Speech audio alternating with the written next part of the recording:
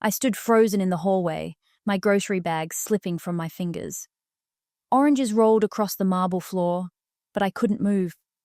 From the bedroom came laughter, soft, familiar, cruel. My husband's voice, and hers. "I told you she'd never suspect a thing," she whispered. I knew that voice. I trusted that voice. It belonged to Lila Grant, my best friend. My heart slammed so hard my chest burned. I stepped closer, my hands shaking, and pushed the door open. They didn't notice me at first. Ethan was still in our bed, the sheets tangled around his waist. Lila sat beside him, wearing my robe, my wedding robe. When Ethan finally looked up, his smile died. "Renee," I laughed, but it sounded broken. "So this is the meeting you both said you had?" My voice shook. Lila's face changed fast. The warm smile she always gave me turned flat.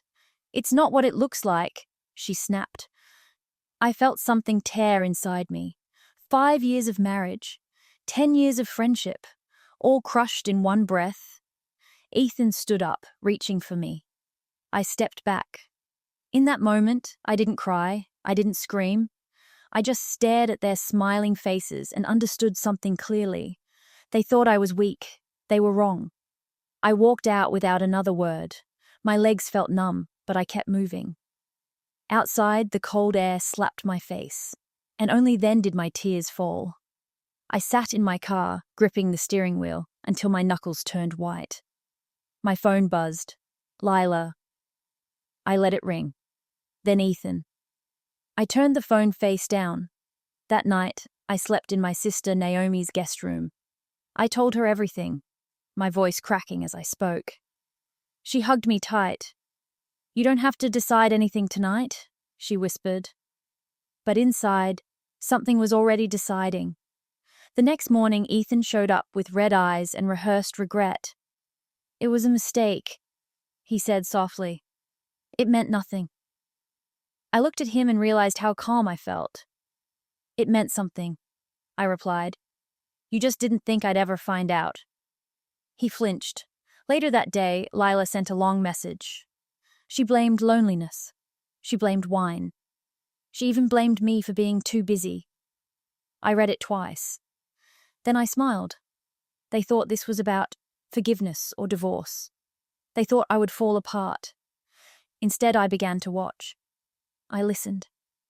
I remembered every detail. If they wanted to lie, I would let them, and I would make sure the truth met them at the right time. I moved back home 3 days later. I told Ethan I needed space, but I wanted things calm. He looked relieved. He thought calm meant safe. I started paying attention. Ethan began guarding his phone. Lila stopped calling me but watched all my social posts within minutes. One evening, I cooked Ethan's favorite meal. He smiled, hopeful. "Thank you for trying," he said. "I'm trying," I replied softly. And I meant it, just not the way he thought. That night, while he slept, I checked our shared tablet. Ethan never logged out of anything. My hands were steady as I opened his email. There they were, messages, hotel confirmations, plans written with laughing emojis. My chest tightened, but I took screenshots. Everyone. Over the next week, I found more. A secret savings account. Gifts he bought her with money from our joint fund. Even messages where Lila mocked me. "She's too trusting," Lila wrote. I swallowed hard and kept reading. I didn't rush. I didn't confront them. I began building something stronger than anger. A plan. They were still smiling at me, still calling me Sweet Renee. I smiled back. They had no idea they were already standing on the edge of everything they were about to lose. I decided to play the role they expected. The forgiving wife, the loyal friend. I invited Lila over for coffee. She arrived nervous but smiling. "You look good," she said. "So do you," I replied, meeting her eyes. She looked away first. As she talked, I studied her hands. They trembled when she lifted her cup. Guilt lived there, hiding behind confidence. "I hate that this hurt you," she said softly. "Ethan was wrong." I nodded. "I know." She relaxed. That was my first win. Over the next weeks, I gathered allies without revealing my purpose. I spoke to Ethan's business partner, Caleb, about financial concerns. I met quietly with a lawyer, my voice calm as I explained everything. The lawyer leaned back. "You're being very strategic," she said. "I'm done being foolish," I answered. One night, I overheard Ethan on the phone. "She's calming down," he whispered. "We just have to wait." I smiled in the dark. They believed time would erase their betrayal. They didn't realize time was sharpening it. Every lie they told added weight. Every secret made the fall harder, and I was done protecting them from the truth. The invitation was Ethan's idea, a small anniversary dinner with close friends and family. "A fresh start," he said. I agreed instantly. "That sounds perfect." Lila helped plan it. She suggested the restaurant, the guest list, even the wine. She loved control. I let her have it. Behind the scenes, I worked quietly. I forwarded evidence to my lawyer. I spoke to the bank. I changed passwords. The night before the dinner, Ethan touched my hand. "I'm grateful you stayed," he said. I pulled my hand back gently. "So am I." At the restaurant, candles glowed and laughter filled the air. Our parents smiled, friends toasted to love. Then Lila raised her glass. "To Renee," she said, voice sweet. "The strongest woman I know." I stood slowly, my heart beat steady. "Thank you," I said. "I want to share something too." The room quieted. Ethan frowned. I reached into my bag and placed my phone on the table. I played the recording. Lila's voice filled the room, mocking me. Ethan's followed. Gasps echoed. Lila went pale. Ethan froze. "This," I said calmly, "is what you celebrated behind my back." No one spoke. I smiled, not with joy, but with clarity. "This is only the beginning," I whispered. The fallout was immediate. Chairs scraped, voices rose. Ethan tried to speak, but his father stood first. "Sit down," he said sharply. Lila burst into tears. "It's not fair," she cried. I tilted my head. Neither was lying to me for months. I walked out before anyone could stop me. The cool night air felt like freedom. The next morning, my lawyer filed the papers. Divorce, financial misconduct, emotional abuse, everything documented. Ethan begged, texts, calls, apologies layered with panic. I blocked him. Lila lost more than my friendship. Word spread fast. Her job placed her on leave. People stopped returning her calls. One afternoon, she showed up at my door. "You ruined my life," she snapped. I kept my voice calm. "You ruined it yourself. I just stopped hiding it." She stared at me, stunned by my quiet strength. Inside, I felt grief, but also peace. This wasn't revenge fueled by rage. It was truth, placed firmly where it belonged. And still, it wasn't over, because Ethan had one last secret, and I was about to uncover it. Caleb called me late that night. "Renee, you need to see this," he said. We met at his office. He slid a folder across the desk. Inside were contracts with my forged signature, loans taken in my name. My stomach dropped. "He did this while we were married," I whispered. Caleb nodded. "You're legally exposed, but we can fix it." I felt sick, but not helpless. The next day, investigators got involved. Ethan's company froze accounts. His partners turned on him fast. Ethan finally cornered me outside the courthouse. "Please," he said, tears streaming. I was desperate. I looked at him, really looked. "You weren't desperate," I said softly. "You were selfish." The judge ruled swiftly. My name was cleared. Ethan was removed from the company pending charges. As he was led away, he looked back at me. Not angry, afraid. For the first time, he understood. That night, I sat alone in my quiet home. I thought I would feel empty. Instead, I felt free. The smiling faces that betrayed me were gone, and in their place I was finally standing on my own truth. Healing wasn't loud. It came in small moments. Morning coffee without fear, sleeping without checking my phone. I started therapy. I told my story out loud. Some days my voice shook. Some days it didn't. Lila tried once more. She sent a letter. No apology, just blame. I tore it up without reading it twice. Ethan's trial date was set. I didn't attend every hearing. I didn't need to. People began asking me how I stayed so calm. I told them the truth. I stopped trying to be kind to people who weren't kind to me. One evening, Naomi smiled at me. "You're different," she said. "I'm honest now," I replied. I sold the house. I kept my share. I moved into a smaller place filled with light. For the first time, my life felt like mine. The betrayal still hurt. But it no longer defined me. I had faced it. I had exposed it. And I had survived it. Some smiles hide knives. But some women learn how to walk away without bleeding anymore. Months later, I received one last message. It was from Ethan. A single line. "I see now what I lost." I didn't reply. Instead, I deleted it and stepped outside into the sun. I had mistaken smiles for safety once. I would never make that mistake again. This is not a story about destruction. It's a story about choosing truth over comfort and choosing myself.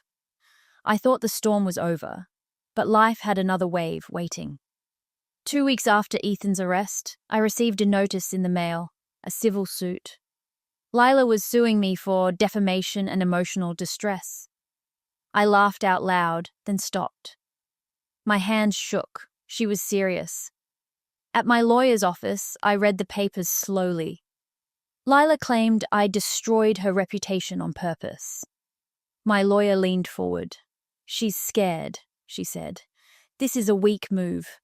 I nodded, but my chest felt tight. I had told the truth. Yet here she was, still trying to paint herself as the victim. That night, I couldn't sleep. Memories replayed. Sleepovers, shared secrets, promises. I whispered into the dark. How did I miss who you were? The next morning I pulled out my folder. Messages, recordings, witness statements. If she wanted a fight, she would get facts. I filed a countersuit. Emotional harm, financial loss, long-term manipulation. When Lila received the notice, she called me screaming. "You're heartless." I kept my voice calm. "No," I said. "I'm done being quiet." For the first time, I felt something shift. This wasn't just about Ethan anymore. It was about reclaiming my voice. Court moved fast, faster than I expected. Lila's confidence faded with every hearing. She avoided my eyes. Her lawyer tried to frame me as dramatic. She wanted revenge, he said. I leaned forward when it was my turn. I wanted peace, I replied. Truth just came with it. Witnesses spoke. Mutual friends admitted Lila bragged about the affair. One even recalled her saying, "Renee is too soft to fight back." I swallowed hard when I heard that, but I didn't flinch. Outside the courthouse, reporters gathered. Microphones pointed toward me. "Do you regret exposing them?" one asked. "No," I said simply. "I regret trusting lies."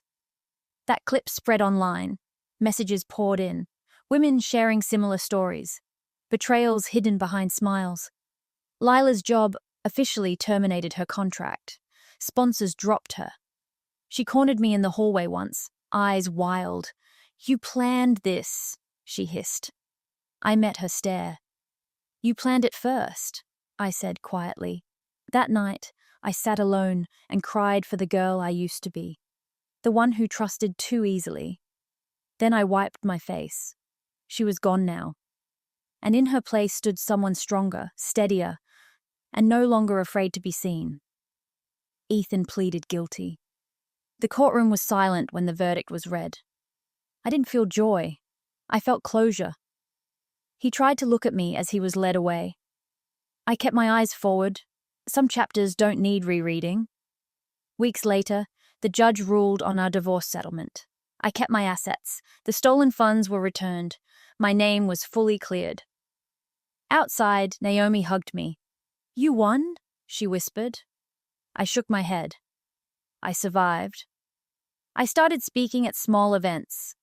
Nothing big, just sharing my story with honesty. I talked about red flags, about silence, about self-trust. One woman grabbed my hand after a talk. "You helped me leave," she said, tears in her eyes. That moment stayed with me. Lila's case collapsed soon after. Her lawyer withdrew. She stopped showing up. The judge dismissed it. I thought that was the end. Then one afternoon, I found an envelope taped to my door. No return address. Inside was a note, written in shaky ink. "You took everything from me." My heart raced. This wasn't over yet. But I was no longer afraid of what came next. I reported the note immediately. Police took it seriously, but warned me it might lead nowhere. That night, I checked every lock twice. Old fear tried to creep back in. I breathed through it. "You're safe," I whispered. Days passed. Nothing happened. Then my therapist said something that stayed with me. "Fear loses power when you stop feeding it," she said. I decided to live, fully. I redecorated my apartment. I painted the walls soft blue. I let light in. Then I got an email, a job offer, a non-profit focused on financial abuse awareness. They wanted me as a consultant. I smiled through tears. At my first meeting, I told my story again. My voice didn't shake this time. Meanwhile, Lila disappeared from social media. Friends told me she moved states. Running, maybe. One evening, I sat on my balcony, watching the city glow. I realized something gently. I wasn't waiting for revenge anymore. I had already moved past it. The betrayal no longer followed me into every room. It stayed where it belonged, in the past. And I finally felt proud of myself, not for winning, but for choosing truth, even when it cost me everything. 6 months later, I ran into Ethan's sister at a grocery store. She looked tired. "I owe you an apology," she said quietly. I nodded. "Thank you." She hesitated. "He talks about you all the time." "I hope he learns," I replied. And I meant it. That night I journaled for hours. I wrote about love without blindness, trust without silence, strength without cruelty. I wasn't bitter. That surprised me. I'd learned something deeper than revenge, boundaries. I began dating again. Slowly, carefully, no rushing, no ignoring my instincts. One man smiled too much and listened too little. I ended it early. No guilt. Another respected my space, my voice, my past. I didn't cling. I observed. Healing felt less like fireworks and more like steady ground. Occasionally, memories still hurt, but they no longer owned me. I had faced betrayal and chosen growth. Some people break you, others reveal you. And sometimes losing everything is exactly how you find yourself again. The non-profit grew fast. My story reached places I never imagined. One day, a producer reached out. "Would you consider sharing your experience anonymously?" I hesitated, then agreed. My voice altered. My name hidden. The response was overwhelming. Messages flooded in. That was me. I thought I was alone. I wasn't alone. I never was. Meanwhile, Lila resurfaced briefly. A fake account commented on one of my talks. "You're a liar." I didn't respond. Neither did anyone else. Silence spoke louder than any reply. I realized then that true revenge wasn't exposure. It was irrelevance. She no longer mattered to my story. That night, I slept deeply. No nightmares, no fear, just rest. I had built a life where betrayal had no seat at the table. And that felt like victory. On the anniversary of everything falling apart, I took the day off.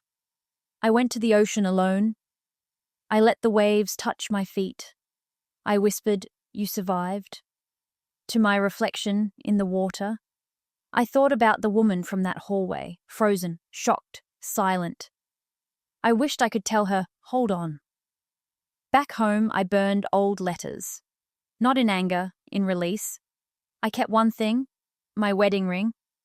I dropped it into the sea earlier that day. Some symbols deserve endings. That night, I cooked dinner with music playing. I laughed out loud at nothing. Peace had arrived quietly. No dramatic ending. Just truth settling. Where lies once lived. A year later, I stood on a stage again. This time, I used my real name. "My story is not about revenge," I said. "It's about waking up." Applause filled the room. I felt steady, whole. I no longer needed justice to feel complete. I was already free. I received one final letter months later. No anger, no blame, just silence afterward. I smiled and let it go. Some smiles hide betrayal, but some women learn to see clearly. And once you do, you never unsee it again. Life didn't return to what it was. It became something better. One morning, I received an email from a young woman named Tara. She wrote, "I think my husband is lying to me, but everyone says I'm imagining it." I read her message twice. My chest tightened. I replied carefully, "Trust patterns, not promises," I wrote. "And don't ignore how your body reacts to the truth." She thanked me. That was enough. Later that day, I walked through my neighborhood and realized something simple but powerful. I wasn't walking on eggshells anymore. No fear of being mocked behind my back. No pretending everything was fine. I had learned to listen to myself. At work, my manager praised my clarity and calm. "You bring balance into hard rooms," she said. I smiled. Pain had taught me that skill. That evening, I sat with Naomi on my couch. She looked at me closely. "You're lighter," she said. I put down what wasn't mine to carry. I replied softly. Betrayal once defined my days. Now, it was just a chapter I'd closed with intention.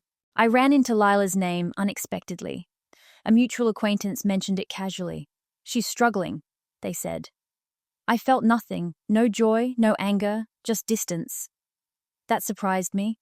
On my way home, I thought about forgiveness. Not for her, for myself. For staying too long, for ignoring my instincts. I whispered, "You did the best you could with what you knew." That night, I stood in front of the mirror and looked at my face. Older, stronger, honest. I no longer needed validation from people who betrayed me. The world felt quieter now. Not empty, peaceful. I slept deeply. No dreams of the past. In the morning, sunlight filled my room. I made coffee slowly, enjoying the silence. Once silence meant loneliness. Now it meant safety. I had learned the difference. And that lesson was worth everything I lost. I started writing my story down.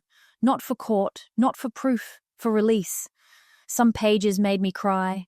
Others made me proud. I didn't rush the ending. Healing doesn't like being hurried.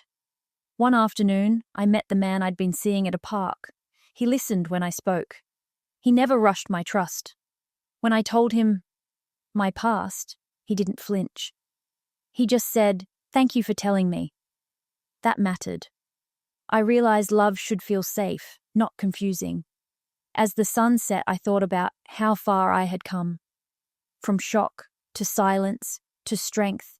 I no longer needed revenge. My life itself was the proof that I won. Some betrayals break you, others build you. This one did both.